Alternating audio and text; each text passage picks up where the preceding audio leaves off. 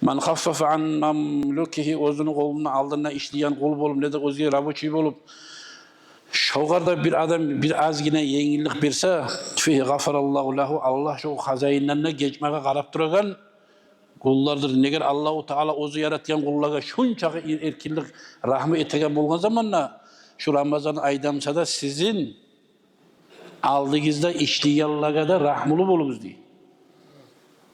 Bir masala tuşup şahırda yar şu vakti yoluğa biz o vakti bu vakti ben işten çıkamam diye. Ya orada etmeyi turar mısınız? Ne çık bola? Olay yok. Hazayeli biz ihtiyar vermeyiz.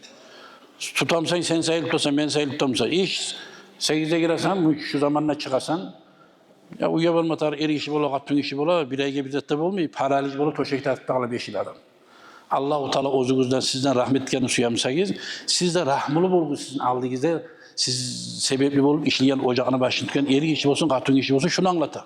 Şu yarım saat, 1 saat baralı, yaşlarını açtıtalı, erine de karşıladı degen bir zette bulmuş o. Şu vakti de gelti sav halkılı adamlar oranına turmuyor, uyuna bağıra. Orası etmede tarife de onlarla iktiba etip. Şu vaktini bize esimize sala kardeşler. Ve atakahum minan cehennemne Allah günahlarına geçedir şu adamı değil. Biraz yengillik eten adamla ozunu aldığını işliyorlar. Allah cehennemden azat etedi kardeşler. Azat ki Allah-u Teala gorasın ne çakır rahmusun mira.